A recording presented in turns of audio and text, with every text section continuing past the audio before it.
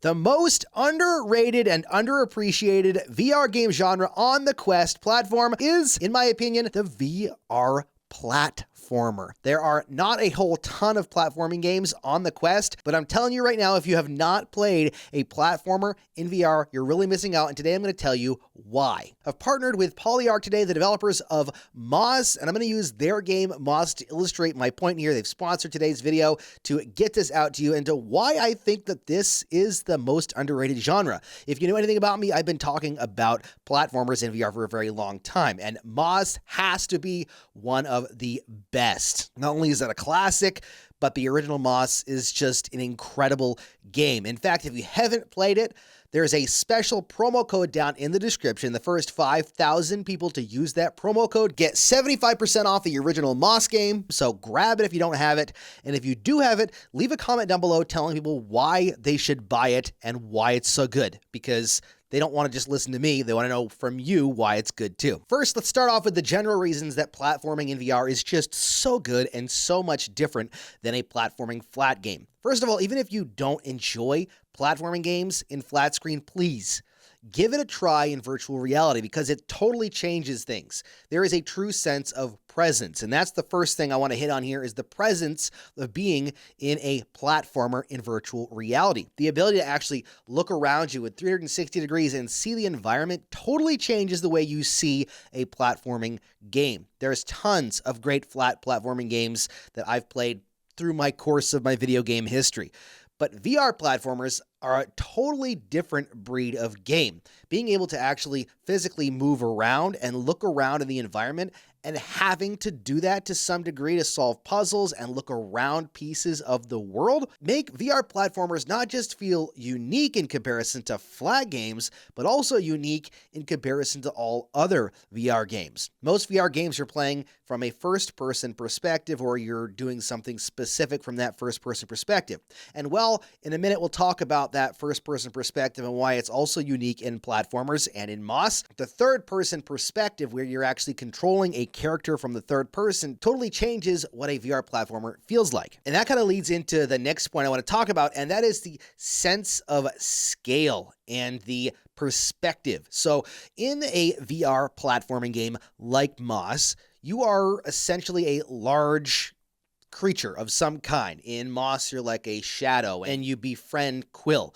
And that means that your perspective is very different from that of the character that you are controlling. You are much larger, so everything seems smaller to you. In fact, you're probably about the size of a regular human being, and Quill is the size of a mouse, like she should be. So as you're looking around the environment and you're seeing these platforming set pieces, you feel this scale difference in comparison to when playing a flat platforming game. Being able to look around a set piece, underneath of something, over top of something, just so you can solve a puzzle or you can attack an enemy that is just outside your field of vision unless you lean to the left or right, or maybe you have to look over top of something.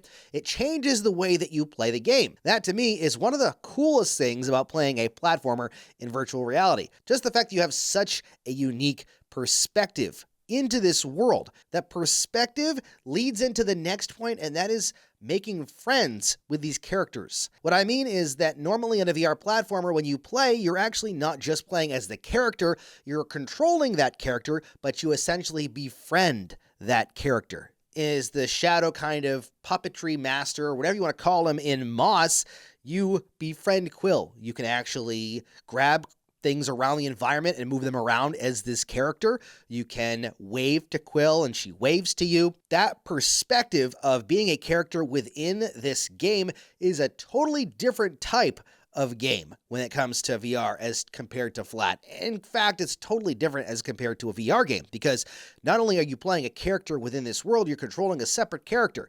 It's like kind of a character within a character, if you will. And the interactions with these characters in a VR game are so unique because it's not just controlling these characters, which you do with the joystick generally, and you do that with Moss, and you attack and you can control what she does.